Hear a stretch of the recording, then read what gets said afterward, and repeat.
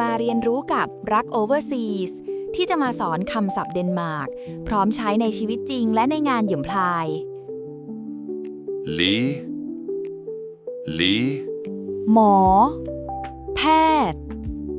sygeplejerske, sygeplejerske, พยาบาล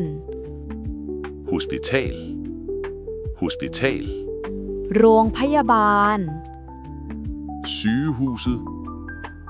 sygehuset, โรงพยาบาล syg, syg, ป่วย feber, feber, ไข้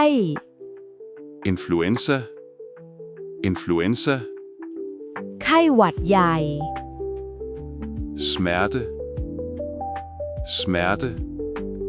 ปวด medicin, medicin, ยา sundhed,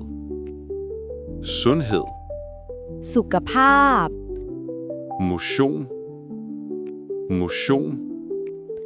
การออกกำลังกาย hvile, hvile.